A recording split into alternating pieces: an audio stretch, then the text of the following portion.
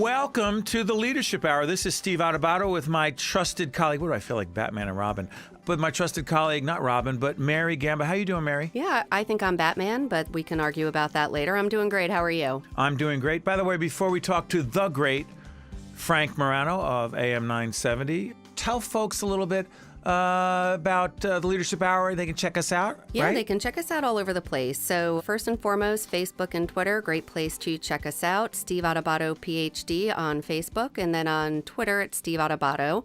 They can also subscribe to the podcast on Apple, iTunes, and Google Play. And as always, give us a good rating, especially because they're going to like what they're going to hear. So why not? Absolutely. By the way, we are now joined, since the Leadership Hour is heard every Sunday at 2 p.m. on the great AM 970 out of New York City. We are joined by one of that station's most prominent on-air personalities and behind-the-scene producers, the great Frank Morano, radio talk show host and producer at AM 970. Good to talk to you, my friend. Well, Mary, it is great to be on with you and the other guy that co-hosts with you, your sidekick there, he's not so bad either. Yeah, he's not so bad. I like to give him a little bit of airtime. It just makes him feel good. Yeah, I like to say... In all seriousness, though, this show is terrific. Not only has it been an incredible addition to the weekend lineup at our station, but I find myself listening every week, and I've actually learned a great deal about leadership, and even when I don't learn something about leadership, I've heard so many fascinating conversations with interesting people. So what you're doing is a real public service. It's a thrill to be on the same team as you guys. Well, we are honored to be your colleague, Frank. By the way, let folks know, Frank is the executive producer of AM 970's morning show with Joe Piscopo, you and Al Gattullo, and Debbie Duhame, who does the traffic. By the way, Frank, your show on Sunday mornings starts at what time? 4 a.m. to 8:30, live each and every Sunday. Frank, you get up at what time to do that show? Around 1:30, 1:45. Once in a blue moon, I'll hit the snooze until 2. Great. And by the way, the reason we wanted to have Frank on, other than the fact that he's a great friend and colleague, and we've done so many things together, is that Frank, as an on-air personality, as a host, as well as a producer and over at AM 970. By the way, before we get into leadership, plug your Newsmax program every day, Liquid Lunch. Oh, well, thanks for asking, Steve. So it's on every day at noon, every weekday at high noon. It's called Liquid Lunch. It's hosted by John Tobacco. It works on two ends in that there is alcohol on the set, and it also deals a great deal with the financial markets and liquid assets and things like that. So it works sort of on two levels. By the way, you said drinking on the set, Mary, all of a sudden. I think it works on 3 levels, Frank. I said just to be able to have that at noon, I'm in. So well, Mary and I have tea here and coffee, but other than that, because we're taping a little bit in the morning. Go ahead, Frank. We have good Italian food, too. So as we're talking about politics and the stock market, you have a martini, you have a meatball, and we all have a lot of fun. I saw, by the way, I swear we're going to talk leadership. I saw a nice antipasto came in, and Frank was like, look at this. Nice. With my martini. Hey, Frank, listen, let's talk serious leadership. So I'm curious, and we're not going to make this political. We're going to make it, I don't care whether you're Democrat, Republican, conservative. Usually that's what you say right before you make something very political. But go ahead. You know him, Do you Frank. mean anyone who does that, or just I? You're saying I do that? You. All right. You. Yeah. All right. Well, I'm not going to get political, Frank Morano, who's going to argue with me. You ready? Here's my thing. I wrote in my wonderful book, Lessons in Leadership, about Donald Trump when he was a candidate. And I tried to stay away from politics. I just tried to talk about leadership style. Here's my question to you. You are one of the classiest, and this isn't a kiss up to you because you're a friend and colleague. It's just true. You're classy. You're really good with people. You're respectful to others. You're fun and engaging, and you don't call people names. What the heck do you... No wonder I'm not more successful. Yeah, come on. Frank, here's the thing. Donald Trump, take politics out for a second. Describe his leadership style and what you like about it, given the fact that I see you and Trump as very different that way. Well, I'll tell you what I like about it. I'll also be balanced enough to tell you what I don't like about it. The thing that I do like is the fact that he's able to inspire the people working for him and his supporters to pursue the vision that he's outlined. I've never seen a political leader in this country have this sort of loyalty among their supporters. I mean, it's been compared to cultish, which I think is a little bit of an exaggeration, but he's certainly able to inspire people and inspire action like no other politician I've seen, at least not since Barack Obama. I'll tell you what I don't like about it is when he criticizes the folks that he's appointed, Jeff Sessions, Jerome Powell, the other people in his cabinet, it makes it look as if he has poor judgment, and it also undermines the people that are running his own federal agencies. So that's one aspect of his leadership that I wish he would change. Yeah, let's stay on that, because I've got to tell you, we have 9 or 10 people on our team on a regular basis, and then we work with all kinds of others. If I make the decision, and again, I'm not comparing myself to the President of the United States, who has an impossible job. If I hire Mary Gamba, I hire every team member, and I say, wow, they're great, they're amazing, they're terrific, and that's what Trump does. I put you in that position. They're the best, they're amazing. And all of a sudden, that person leaves. They're horrible, they were an idiot, they were stupid, and... Well, but it's even worse. He does it while they're still working for him. Okay, so Mary, jump in. Yeah. And I know you have your feelings politically about Trump, Sure. which are not the same as mine. Mm-hmm. But that's not you, that's not me, that's not Frank. As a leadership technique, you say... It's a horrible technique to criticize, to put trash. What you do behind closed doors, that's another story. Totally. If you want to be a great leader, and Steve, you do this all the time. We had a call just yesterday, and one of our colleagues had said something in the call publicly, and Steve didn't say anything right. during the call.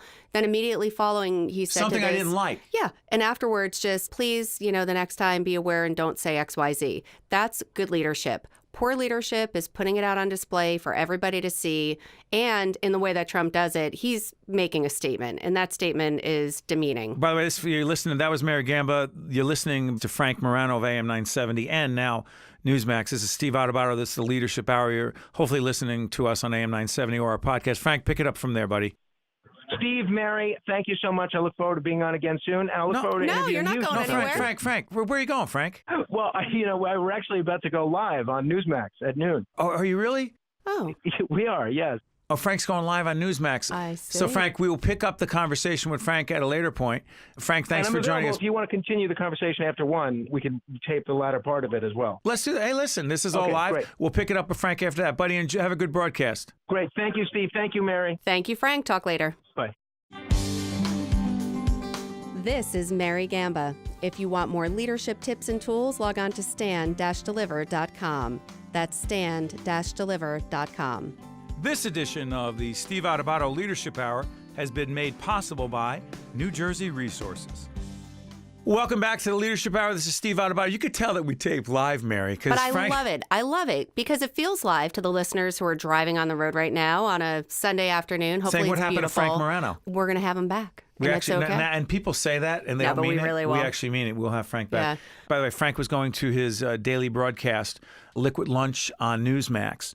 But you can check him out every Sunday on AM 970 with his own show, and also as the executive producer of Joe Piscopo's morning show on AM 970. Mary, let's pick up on this theme. Yeah, absolutely. Let's go back to this whole question. It's about, as a leader, having a degree of self-control. In one of the chapters in my book, Lessons in Leadership, you can't lead others until you learn to lead yourself. Mm-hmm. So Mary mentioned an incident, and a lot of what Mary and I do on the Leadership Hour is talk about real-life examples, scenarios, situations, circumstances, things that come up that say, hey, wait a minute, that's interesting.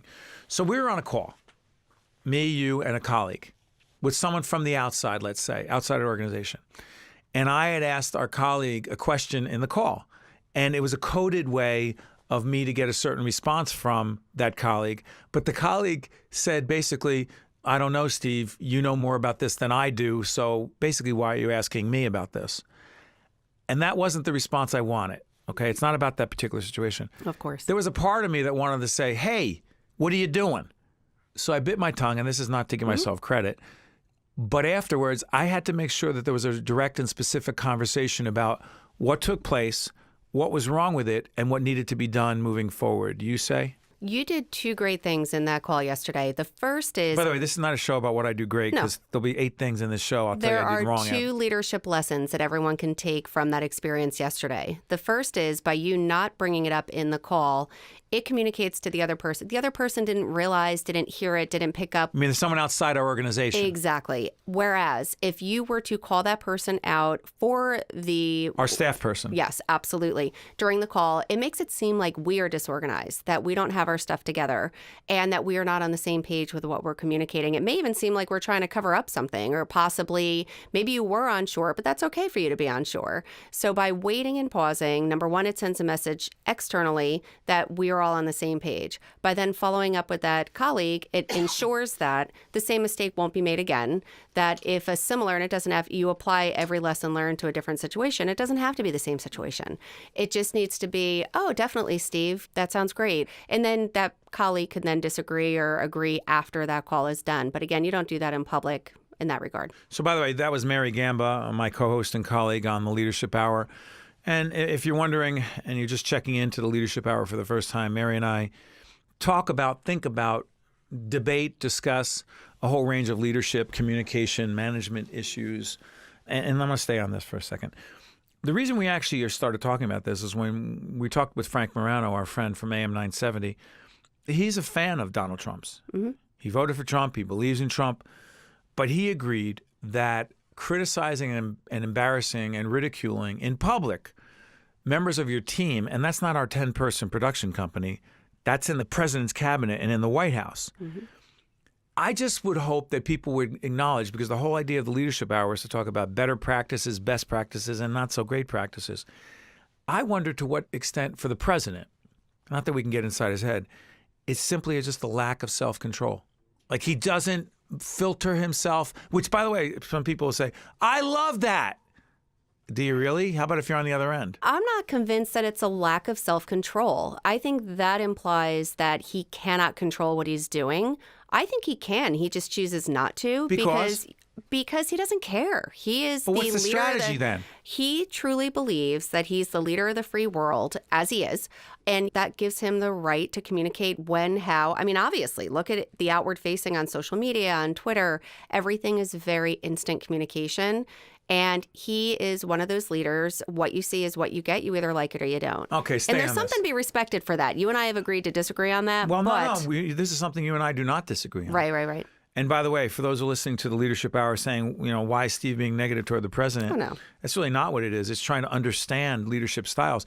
There's a series of quotes from him, and you can check it out. And I don't paraphrase, and I will not editorialize. Check it out. The president has said on a variety of occasions, I am smarter than the generals when it comes to war. I know more than teachers about education. I'm the smartest when it comes to finances. I'm the best when it comes... The problem from my perspective on that is, if you are smarter than everyone that you hire and put in key positions at their own position, that's an issue and a problem for you as a leader because A, that undercuts that person's sense of confidence in themselves because they don't believe that you believe that they are the best person for the job, that you could and should be doing every job. And B, it also questions why you even need a staff for a team. If you can do everything well, better than anyone else, you say. And that's where, again, this isn't about politics, but it is about leadership. That's where a leader misses the mark. There's a fine line between... Whether it's Trump or anyone else. Exactly. There's a fine line between a CEO of an organization or the CEO of a country communicating that, yes, I believe in myself. I believe in the people I'm putting into those positions. But when you go that extra step and then you say that you're more intelligent, you know more, then as you said, why even bring in somebody to do that specific job, whatever that job may be? So that is where he misses the mark, for sure. So let's shift gears to this. You and I had a conversation the other day about a fascinating topic. And I'm confident there are people listening right now that are thinking about this and struggling with it. And this is for anyone in a leadership management position. You could be running a warehouse. You could be running a high-tech company. You could be running a financial institution or a branch or department or whatever it is. Doesn't matter.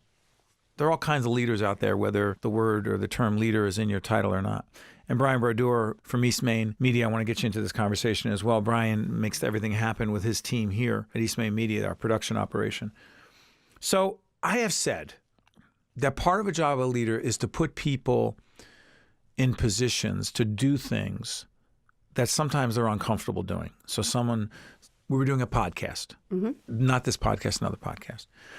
And I wanted certain people on our team to jump in and be part of the podcast and be with us in the studio and help introduce the certain podcast that we were doing, the interviews.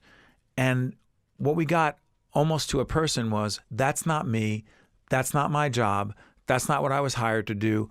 I'm not a broadcaster. I said, I'm not looking for a broadcaster, I'm looking for someone to just engage with. And of course, Mary jumped in to do it, right? I love talking. Is it in your job description? No, it's not, no. And some of our other team members did as well. And this is not a negative about our team members. It's just I'm curious about this. Someone says, That's not my job. I was hired to do this. And my argument is, to be a successful organization, you have to be more fluid. You have to be more dynamic. You have to be more flexible. But I also understand that you have to put people in positions where they can succeed to do what they do well. Where the heck is the balance? Brian, go first, and then Mary. Well, the word I would highlight would be discomfort. Comfort versus discomfort. And you don't get growth without discomfort. If you're going to grow, it will be uncomfortable. How about someone says, I don't want to grow in that way? Well, let me dodge that a little bit. So, let's look at different kind of companies maybe. I run a small business and, everyone has to pitch in and, you have to step up sometimes into areas that maybe isn't in your, quote, job description. And that can be uncomfortable, but that can be expected by the ownership or to make things fly, right? In order to be competitive and be the best in your field. Yeah, to address all the challenges. Which is the job. Yeah, well, for survival. Right, exactly. Yeah. Now, let's look at maybe a bigger organization, and things might be more siloed, so people get more comfortable, and then that breeds another problem. So stay on this, Mary. I do respect someone saying, this is what I'm good at. This is to use the Jim Collins analogy in his book, Good to Great. You have 50 seats on a bus. The leader is the bus driver. I've said this a million times. The leader is a really good bus driver who knows exactly where the bus is going, why the bus is going there, when the bus needs to get there. But the other tricky part is who's sitting in the right seats on the bus because they do certain things well. But at times you have to move people into different seats because on the Yankees right now, as a Yankee fan, most of the Yankee starting lineup is hurt. People have to move up, play different positions. No, that's not my position. I only play third base. I can't play second base. I say we don't have the luxury to be so rigid. You say? I agree with you completely. And in the example that you just shared with one of our team members. And by the way, we have great team members. We have great team members. And I want to say it wasn't even a question of it's not in my job description. And I think in any organization, it's comparable. It was more of, I'm not sure if I could do that. I've never done it before. So it was I want you to try. So I say try, and they say? It was more of a fear of I've never done it before and it's not in my wheelhouse. It's just something that I'm not comfortable with because I've never done it.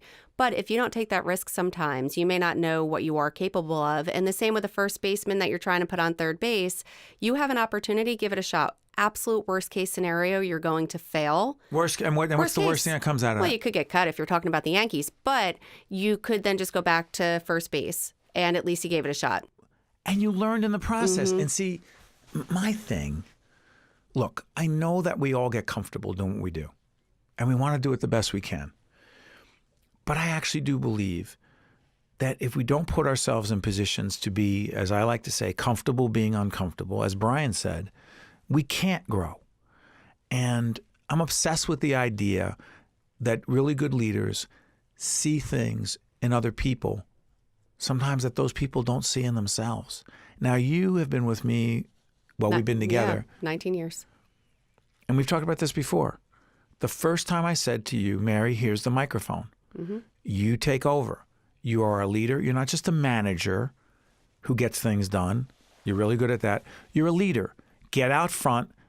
And I know your first reaction was... Yeah, no way. It was terrifying. Yeah, my neck got red. My voice got shaky. And there were a lot of ums and ahs. And so that proved that you couldn't do it, right? It proved that I wasn't comfortable doing it. It didn't mean that I couldn't learn how to do it and get better at doing it, and here I am today. But that does come with age and experience, and some of the people that you're referring to are definitely younger millennials, if you will.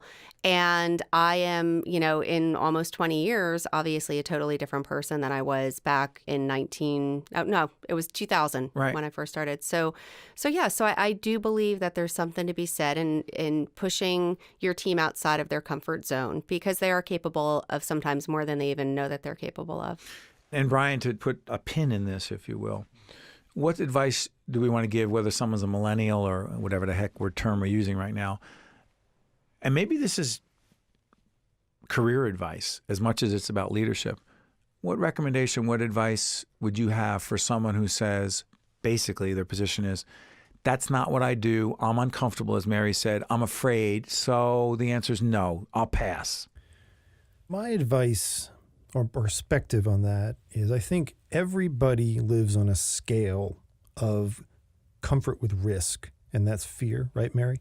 So There are people who are absolutely, they will not take any risk and they're petrified and they're just not going to go down that road. Then there are the people all the way at the other end that will really embrace things and really fly with it. And I think we all live on that scale. I mean, certainly I relate to that and as running a business and dealing with team members.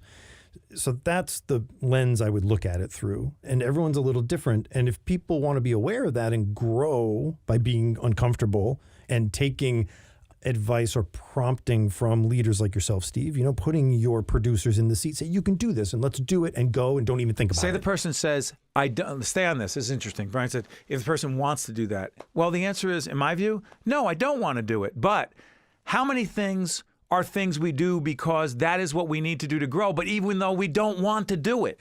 I think that's the decision of every day that we have. Who steps up to that decision? That's a very important thing. Look, if we only did what we wanted to do, we would not have progress. If we only did what we wanted to do, we wouldn't grow and organizations wouldn't succeed. So it's interesting because I'm going to move this over to some CEOs that I've coached. I coach a fair number of CEOs in terms of how they communicate in public. And so stay on the whole question of comfort zone. So you're working with a CEO, you're coaching him or her, and they say, this is the way I want to do a presentation. And you say, well, listen, if you want honest advice, if you do it that way, it's going to be hard to engage your audience, keep your audience connected. But that's what I do. I read off this teleprompter, or I read off this PowerPoint, or I read, and that's what I do, and that's what I'm comfortable. But you're telling that person the effect of that, and we're supposed to be strategic, meaning you have a game plan to achieve a certain outcome, you're going to lose your audience. And the leader says, yeah, well, that's what I do. But you tell them by doing that thing, they're going to lose their audience. So here's a more engaging way of doing it. I could never do that. Isn't that the same thing? It's exactly the same. And it goes back to the By the way, piece. that person's making like $5 million. Sure, They're no millennial just trying to hang on, right? Right. To in an organization, first job. We're talking people seasoned, making gobs of money, doing the same thing. Right, absolutely. And one thing that I do want to go back and just tell people where they can get a little bit more information about the tips and tools in this regard. Sorry about that. Well, I'm just going to do a little plug because at stand-deliver.com, which is our website, that's stand-deliver.com. We have articles up there. We have information on your book, Lessons in Leadership. And the reason I bring this up, it's a perfect opportunity for any leader in any organization, whether it's a 5-person small organization or whether you're talking about a CEO of a major institution. The same rules apply. You need to know your audience. You need to know how to engage that audience, whether it's a small meeting, whether it's a huge annual meeting, whatever the case may be, you need to engage your audience. Stay with the word engage. Define it. Engaging is, everybody can define it, I'm sure, a little bit differently. I define it as you keep your audience's attention. They want to listen. They don't want to look down at their smartphone. They don't want to fade out and think about. Texting? They're not texting. They're not going through their mental to-do list. I am so guilty of that. I'm always like, all right, when I leave here, this is what I'm going to do next. And then after that, I'm going to do this. If you're an engaging presenter, I will not be thinking about anything else. I'm leaning forward. I'm anticipating what you're going to say next. If a leader is just reading, as you were just referring to, off of a PowerPoint, off of their notes, you're bored. You could have just given me that in an email. You didn't have to waste my time being there. So again, if you go to stand-deliver.com, Steve Adubato provides a wealth of knowledge in terms of tips and tools on how to engage any audience, because that's really where we started. It's interesting as we talk about this whole question, and one of the things about the Leadership Hour is we're not scripted. Mm-hmm. We have topics we want to explore. This program started off with a conversation with Frank Morano, which we will pick up. And Frank was talking about the president's leadership style, and we were talking about, well, what's comfortable, what's not comfortable, and getting outside your comfort zone. And it brings me to this. I was interviewing on one of our broadcasts, one-on-one out of New York, out of the Tisch WNET studio in New York, the great Alan Alda. And people know Alan Alda from MASH. And he's done a whole range of other great movies, director and actor, amazing. So he was Hawkeye Pierce back in the day, before your time, Mary. I watched MASH. Yeah, that was actually, I was growing up. You were about 3, but go ahead. So here's the deal. Then I must have watched reruns, but I am familiar with the show. So here's the deal. He is involved in the Alda Communication Center. Check it out. And he is, together with Stony Brook University, trust me, there's a point here.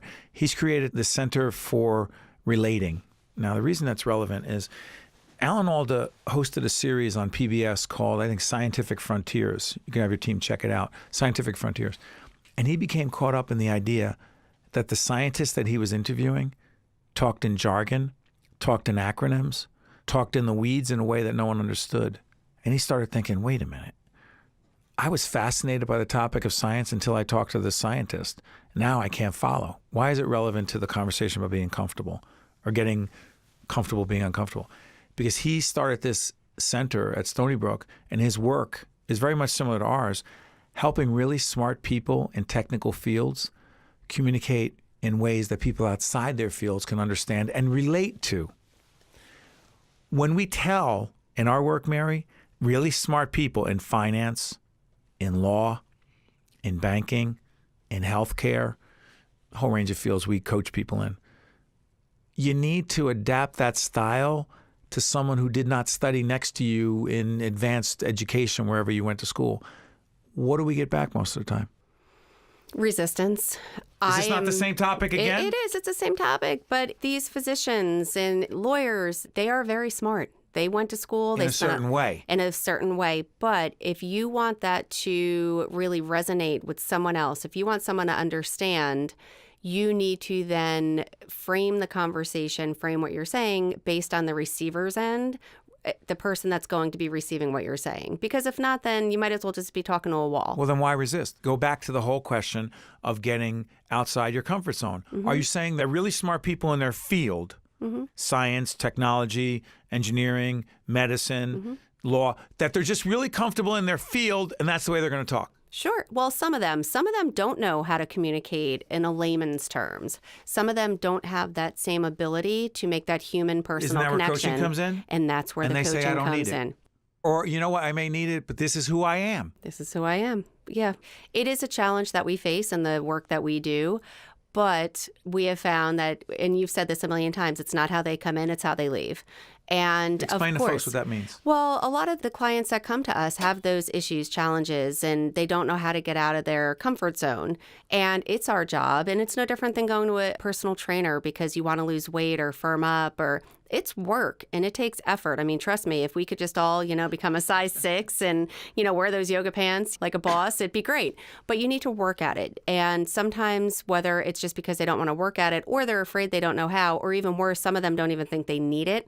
That's another scary. Challenge. Why is that the worst? That is the worst because it's hard to help somebody that doesn't admit that they need help. It's like an addiction. You said admit. Some don't admit.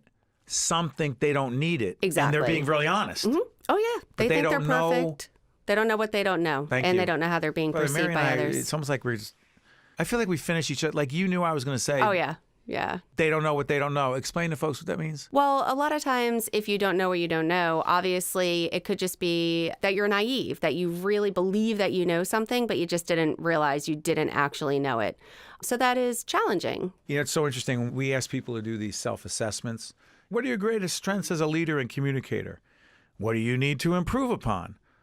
But then we also ask the people around them, what are John's greatest strengths?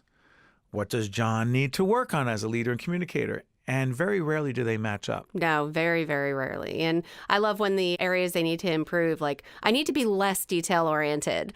They always tend to spin a positive into a negative that's not really a negative. Because it's not really being self-reflective. It's hard to admit your weaknesses. But that's why we're there to help them as their coach. And by the way, sorry for interrupting, we talk about weaknesses. I don't know if it's semantics. I'll tell people, I didn't ask what their weakness was. Sure, your areas for improvement. Do you think it's semantics when I do that? When I say, tell me where Brian, who's with us in the studio, tell me where Brian needs to improve. I didn't ask you where Brian is weak. I argue it's not semantics. I look at you and I think, nah, Steve's playing games with words. Well, people get defensive if they hear weakness. And we always say, tell them what it is, not what it's not. So what are areas I can improve upon? So it helps the person not to get defensive immediately. And a weakness implies just that you're weak, that you're not able, that you're not good at something. Improve implies, hey, I'm okay at that, but I can get better at it. So that is the difference. So it's not semantics. It's two totally different questions, but if we're real, it's a weakness. Yeah, by the way, this is the Leadership Hour with Steve Adubato and Mary Gamba. Mary, before we wrap up, give folks a sense of some of the other topics we're going to look at on future editions of the Steve Adubato and Mary Gamba Leadership Hour. Absolutely. Well, the fun thing is with Steve and I, and also, too, if you ever want to write in with ideas, we would love to have ideas. Ideas that we should cover? Topics? Why not? Why not? How do they do that? They can email me, marykgamba@gmail.com, and they can go onto our website, stand-deliver.com. There's a link right there. That's a lot easier. You can link from there. So what are some of the topics we will be exploring on future editions of the Leadership Hour? We're going to be talking about trust and delegation and how hard it is for so many of us control freaks like myself to let go because nobody does it better than me. We're going to be talking about giving feedback, receiving feedback, how hard it is, and really how that ties back to leadership. Being present in the moment, things of that nature. How about blame? Blame. Yeah, we've talked about that before, but there is always, we can go back to blame, accepting apologies. I think apologizing is something that we really haven't gotten into too much. We're going to be talking about that. I had a little debate with our 8-year-old daughter, Olivia, about something she blamed me for, and I didn't want to forgive her because I was mad at her. Then I realized I was angry at an 8-year-old. Yeah, that's hard. Yeah, but we'll pick up that on another show. Absolutely. So the topics are endless, absolutely endless. Relationship building. We could even get into leading meetings. We can get into more powerful presentations. And there's just the opportunities are endless. So that is what the Leadership Hour is. And when Mary and I started this about a year or so ago with our great friends at AM 970 and with Brian Brodeur and his team at East Main Media, I was like, oh, well, we're going to do the Leadership Hour. I wonder if we're going to run out of stuff. No, not even close. Not close. So that's it for the Leadership Hour. I'm Steve Adubato. That is Mary Gamba. Hey, Mary, what's that email again that people can give you ideas? Oh, my gosh, absolutely. It's Mary K. Gamba, Gamba, @gmail.com. Feel free to shoot me an email. I'd love to have it. And also, give the website again. I was just going to say, I would love to give our website. It's stand-deliver.com. They can also subscribe to our other podcasts. How? On Apple, iTunes, and Google Play. And especially because they're going to love what they hear, they can give us a good rating. And most importantly, if they follow us on Facebook and Twitter, and that's Steve Adubato, PhD. That's Adubato, PhD. And on Twitter, it's Steve Adubato. They can just check out all the great things that you're up to. Thank you, Mary. This is Steve Adubato. That's Mary Gamba. That's Brian Brodeur. This has been the Leadership Hour. Thanks for checking us out. See you next time. This is Mary Gamba. Stay tuned. We'll be right back with State of Affairs with Steve Adubato, where we look at the most pressing issues facing the state of New Jersey. This edition of the Steve Adubato Leadership Hour has been made possible by New Jersey Resources. This is Tracy Thompson, New Jersey's acting insurance fraud prosecutor. The state of New Jersey is making learning about and reporting insurance fraud easier than ever. At njinsurancefraud.org, you'll find tips on identifying insurance fraud and a simple, confidential form for reporting it. Report it, end it.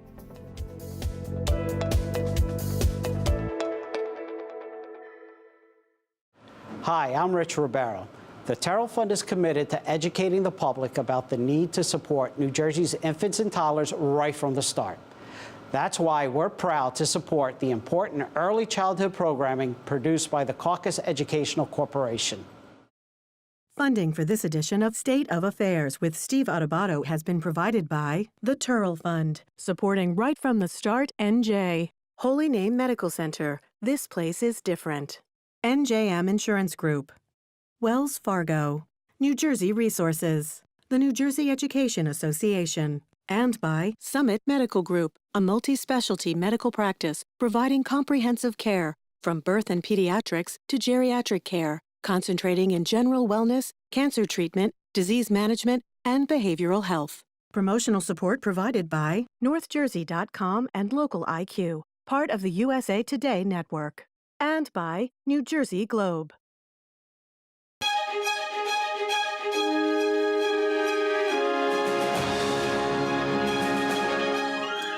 Welcome to State of Affairs. I'm Steve Adubato. I'm very proud to be coming to you. We are coming from the Agnes Veris NJTV studio in beautiful Brick City, Newark, New Jersey. It's our pleasure to introduce Ginger Gold Schnitzer, who is Executive Director of the Guarini Institute for Government and Leadership at St. Peter's University. Good to see you. Good to see you, Steve. I knew you when you were a kid. I know, it feels like that, right? Okay, so you've been with a couple of not-for-profits, advocacy organizations, right? 22 years at the NJEA? 22 years the at New Jersey NJEA. Education Association. Absolutely. So let me ask you this. I'm curious about this. You make the transition from lobbying and advocacy work for the New Jersey Education Association to a university setting. Yep. Ivory tower or grounded in reality? Grounded in reality. Break it down. Absolutely grounded in reality. Look, as I see it, our mission is to inspire the next generation of public servants, of policymakers, and of just informed citizens, right? Our democracy is counting on it. I have spent the last 25 years in Trenton working in legislative advocacy. Education issues. Education issues, and before that, a whole bunch of other issues. Right. But the point being, Steve, is that what I come to realize is that, when I graduated, I thought that if you read the bill, you knew what to do. And then I thought if you build the relationships, you'll impact public policy. And then I thought if you organize, you'll impact public policy. And then I thought if we elect our own members or you elect your own people, you'll impact public policy. But at the end of the day, we need to better prepare humans to impact public policy. Where do you go to prepare humans? A university. So let's play devil's advocate here. You know politics well, you know policy well. It took you a few years to start understanding how, I hate saying this expression, how the sausage is made, but that is part of it. But at the Guarini Institute, named after, by the way, former United States Congressman Frank Guarini, represented Hudson County, Jersey City area, just a class act. And he was very much a part of the St. Peter's University community. I'm going to ask you this. You have said something that I like to say a lot. Democracy is not a spectator sport. What do you mean by that? I know what I mean. What do you mean, more importantly? I mean that if we don't engage, if we don't know the issues, if we don't take the time to share our opinions with the people making the decisions, it's like writing a blank check for anything to happen. And so part of that mission is to study policy and what's going on. Part of that mission is to figure out how to get it done, how it works and how to work it. But who? The devil's advocate question really comes down to citizens. I mean, listen, we want citizens to be involved, but there are a whole bunch of folks watching saying, wait a minute, how am I supposed to be involved? That's why I elected him. That's why I elected her. That's what their job is. But that doesn't work. No, you know what? If public policy is how we make the rules for our society, right? And who doesn't want to be at the table when the rules are being made?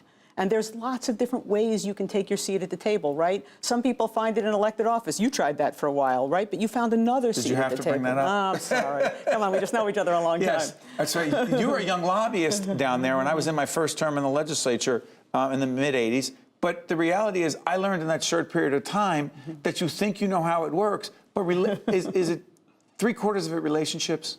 So look, it's real. A lot of it is about relationships, but you also have to understand the process. There's the process, what the textbook says, and there's how it really works. And before people can engage in this effectively, we need to share with them how it really works. What Policy about students, has a lot of constraints. I'm sorry for interrupting. No, go ahead. You said that students, you're trying to prepare students for what? I want to prepare students, if they're interested in a career in public policy, to pursue it.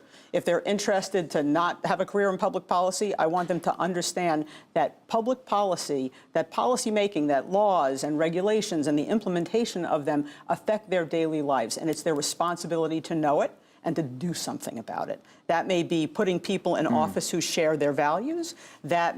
So it could be as simple as voting and being an informed voter. That could be as complex as, going to become the head of an agency or a department in state or national government. In fact, there's we're taping this on the 9th, right, Patty?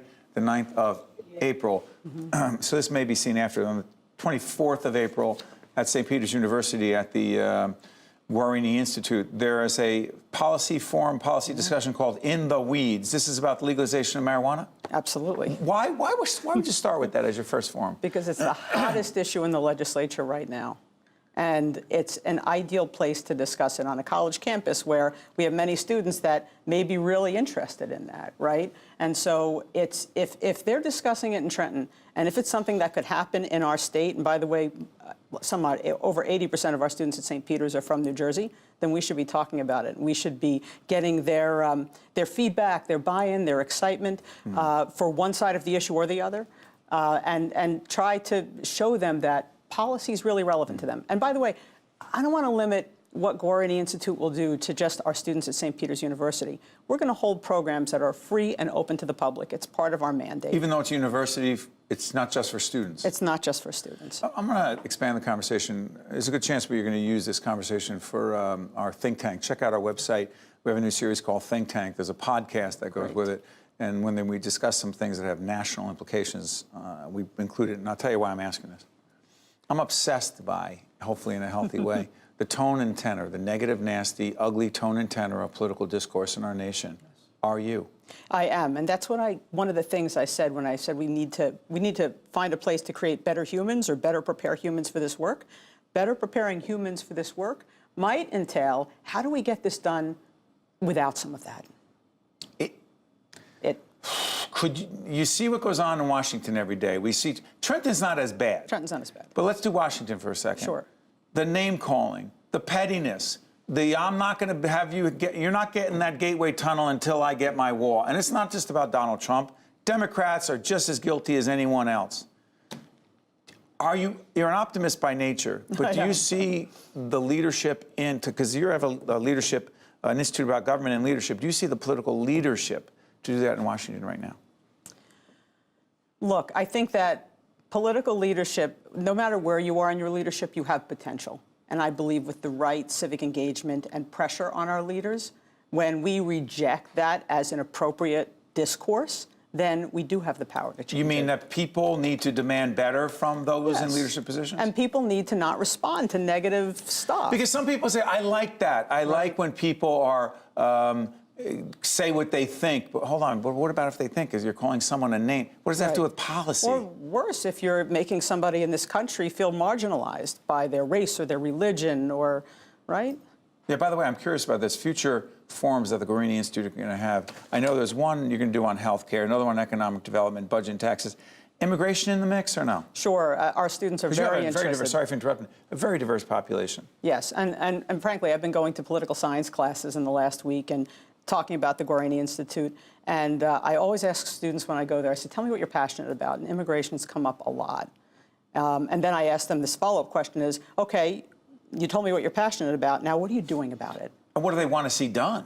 Right. Well, I want to know what they're doing about it, because the Guarini Institute, I like to think that we're going to be about putting your passion into action. As opposed to like we just talked about it? That's not enough, that we talk? Look, talking is a very important part, right? The conversations you always hear around election time that there's nothing more influential than the conversations we have around the dinner table. So let's raise the quality of those conversations. That's right.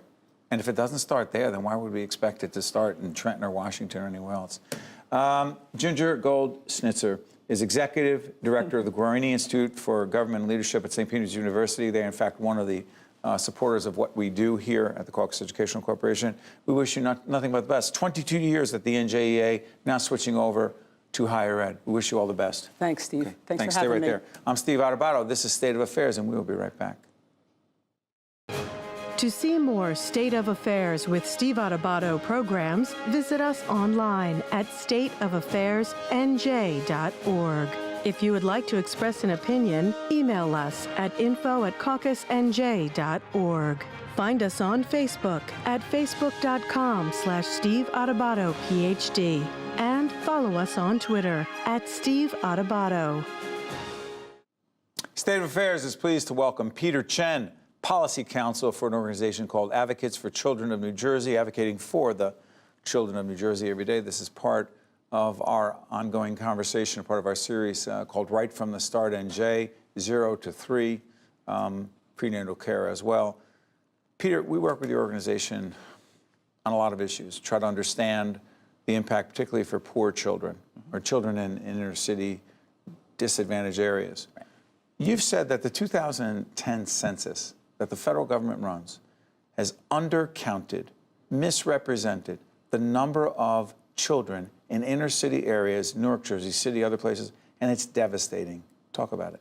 So the census determines funding for a wide range of federal funding. That's right. But many state programs also are based on census counts.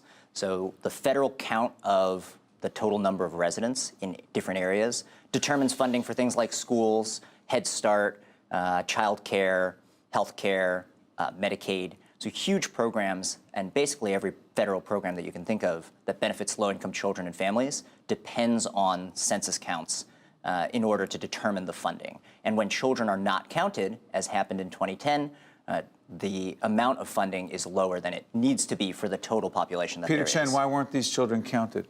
Well, many children live in what are called hard-to-count areas, areas where it might be harder to count people because it's a low-income area, people may not speak English, or simply because there are multiple residences in one location. So if it's a rental property, if it's an apartment building, or if there are multiple rental units all in the same house. Those may be areas where the mailer that goes out might not be counted. But one of the big factors for why children are undercounted, and particularly very young children, is because the family or the householder omits them from the form. Okay, they just leave them off the form. And it's not because necessarily they don't know that the child lives there, but that children may not be included they may not be considered like a person that needs to be counted on the census. But that's a misconception of how the census works. And why is it disproportionately in urban areas like Jersey City and Newark? Well, so there are a few factors that have been shown to be linked with leaving kids off the census. Those are living in a racial or ethnic minority household, living in a household where no adult speaks English very well, living in a household that has a grandparent householder, or living in a household where there are unrelated people living in the home. So you might have two families that are unrelated that live together in one address. And in that case, what might happen is one family might fill it out, and the other family might not be included when that person fills it out and might not know that they were supposed to be included. But Peter, this also, by the way, speaking of Peter Chen from Advocates for Children of New Jersey, you're going to see our website from right from the start. And Jay, check it out and all kinds of important information. It's been 2 years we've been doing this initiative, and when we started it, frankly, Peter and everyone listening and watching right now, we had no idea how many challenges that infants and toddlers have and those who care for them have. In this regard, I'm curious about something. What does this have to do with political representation, the undercount of the census in 2010? So there are two pieces in the upcoming 2020 census that are going to be really important for New Jersey for political representation. The first is that the total number of residents in the state determines how many congressional representatives New Jersey has. We have lost seats. We have lost seats. In 1990 and in 2010, we lost a congressional seat. And so that means less voice in D.C. It also means less voice in the Electoral College for presidential elections. We have 13? We have 12 now. 12. We had 14. Yes. And each time you lose a certain amount of people compared to the rest of the nation, the static number in the House of Representatives must remain at 435 members. So if Texas, if California, if New Mexico, if those other states gain more in the census, they get more political representation. New Jersey loses congressional representation. Is that a fair assessment? Yeah, and the only thing I would clarify... Because the number 435 doesn't change. Right. The only thing I would clarify is that New Jersey doesn't even have to lose population. It's only that New Jersey has to grow slower than the other states. So the population of the nation is growing. If we have less of a percentage of the people in our state compared to the rest of the nation, we lose. Right. That's right. And what does that have to do with kids? So obviously, children depend on their elected representation. Kids depend on their elected representatives. Those who are supposed to care about them. That's right. In political office. That's right. And so we see in when congressional representatives are going up to bat for kids for Medicaid funding, for CHIP funding, for school funding. CHIP is? The Children's Health Insurance Program. Right. We need more of them in order to go to bat for kids' programs. And the other piece that's going to be really important is redistricting. We hear a lot about gerrymandering or the borders of political districts, and that's all based on census counts. Wow. And so if particularly low-income areas have undercounted populations, that means they get less representation in New Jersey's State House as well, not just at the federal Before level. I let you go, Peter, got a minute left. The issue of planning. What does the undercount in the census of children have to do with planning? Planning what? So if a hospital is thinking about where they're going to build a new branch, or a school district is trying to determine if they're going to expand to a new location, or if the planning board is trying to figure out what road is going to be put down to a new subdivision, census counts all go into the calculations of where that's going. So whether it's a business, whether it's government, those plans all depend on the number of people that are there. So real quick, before I let you go, the advice for everyone watching right now in terms of being a part of this 2020 census in a meaningful way? So the biggest thing is to just get educated about the census. The state of New Jersey has a census website. ACNJ is putting together a census website, and the Census Advocates Bureau. for Children of New Jersey, your site has been up. So if they go to your site, what do they find out about the census? So there's a whole list of different resources that are available, both sort of like a Census 101, as well as PowerPoint presentations, PDFs, all kinds of information for people to use on why the census is so important for kids. Peter Chen, Policy Counsel Advocates for Children of New Jersey. This is part of our Right from the Start NJ initiative. Peter, and thank you for joining us. Well done. Great.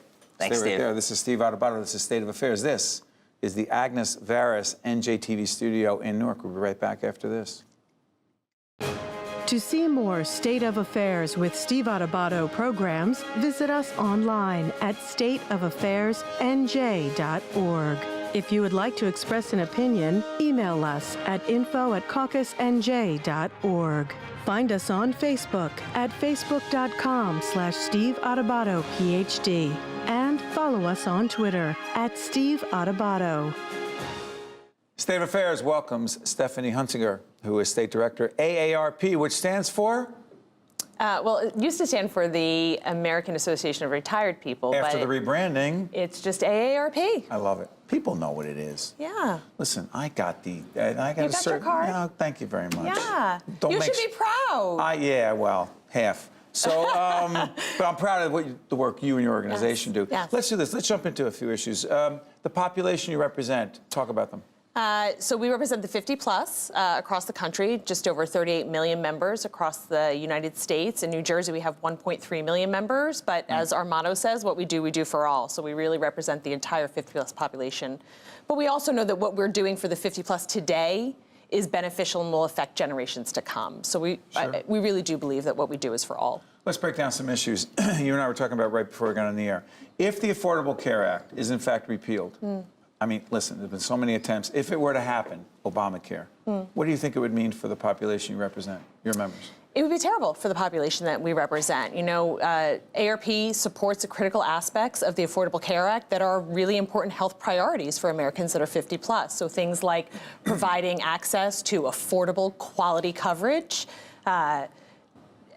discrimination based on age and pre-existing conditions. That's a huge issue for our members. You know, as individuals get older, they can be charged more. The provisions in the ACA, so right now there's a rate of about 1 to 3, and as you age, you can be charged higher. As you get older, you may have more illnesses, chronic illnesses, so insurance companies are higher risk, so they'll charge more for an aging population.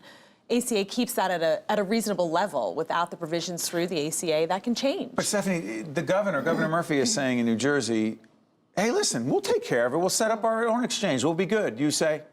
So New Jersey has some really great laws currently that protect individuals from age discrimination, pre-existing condition clauses, providing affordable coverage. Is it enough? It's enough for individuals if it were to that be, have... sorry for interrupting. Yeah. If the ACA were to be repealed, is what New Jersey doing enough? A lot of what New Jersey has in place is covered through the ACA. Could we do more? I'm sure we could. We always could do better in really providing affordable access to individuals. More importantly, how can we work to lower prescription costs? Yeah, can we talk about that? How serious a problem is prescription drug costs for your members? It's a problem. On average, individuals who are on Medicare over the age of 65 take around 4.5 different medications on a monthly basis. They are extraordinarily expensive. Yes. People are in positions where they're choosing between taking the medication that they need to stay healthy and buying their groceries or paying their electric bill or paying rent or mortgage.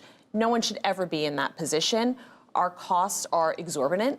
And we need to do something to change that. We need to do that. Congress needs to do something to change that. Who's the leader on this? I heard Senator Booker and Senator Menendez talking about it.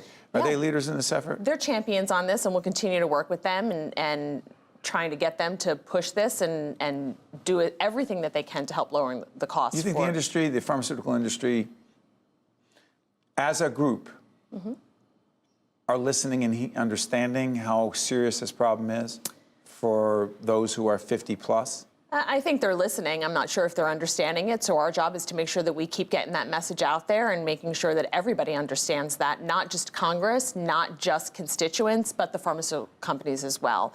And we're not asking them to change the work that we're doing, not asking them to decrease research.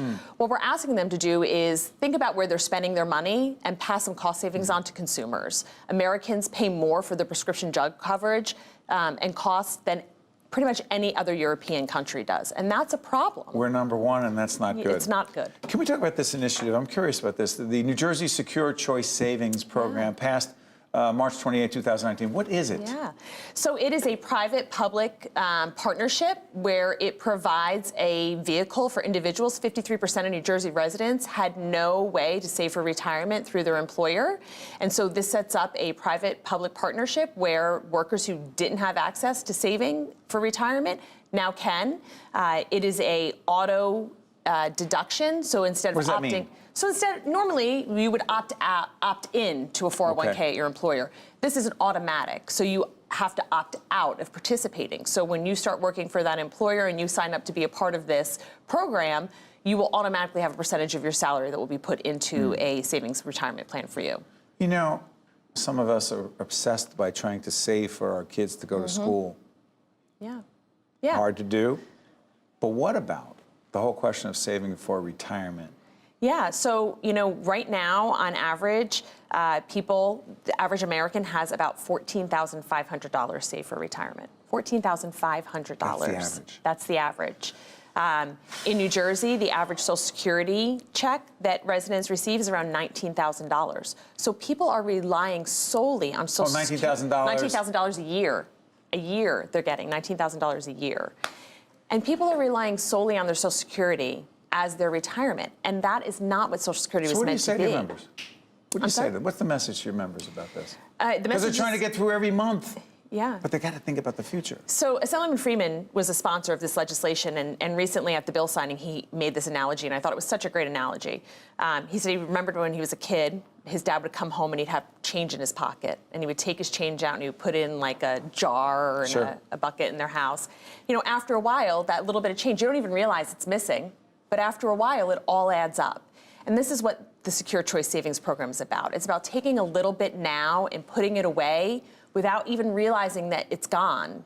And then in time, that adds up so that you end up being in a position where you can live comfortably in retirement. You can stay in your home and in your community and with your family where you want to be, and not be in a position where you're forced to have to relocate because you can't afford to stay where you are. Before I let you go, this is Stephanie Hunsinger, who is State Director of AARP New Jersey. Social Security. How secure? I think that we are, it's going to be a fight, and we're going to continue to have to fight to protect Social Security. It may not be the only means of savings, but it is an important means of savings for, as I just said, many Americans who are relying solely on that for their retirement. We have to do everything we can to protect that and make sure that it's there. They've been working for years and paying into the system with the idea that it's going to be there for them when they need it, and we need to ensure that it is. And anyone says we need to balance the budget by making some cuts on Social Security, raising this age, that you say? I say no. Making cuts to those changes ends up not only hurting the individual, but it hurts us as a country as well. It ends up costing more money in the long run.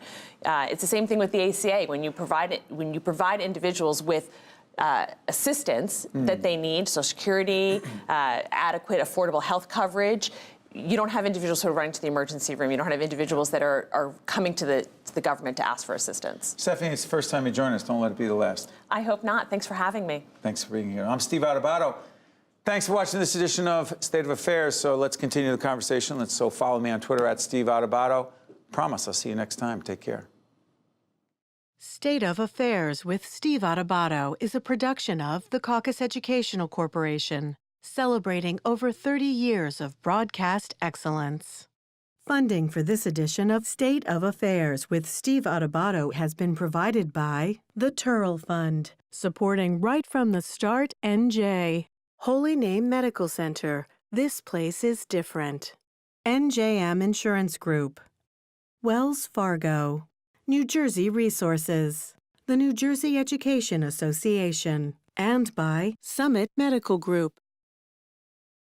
Holy Name Medical Center is leading the statewide effort to improve end-of-life care through the use of advanced directives, recognizing a person's wishes on how they want to spend their last chapter of life isn't about death, it's about living.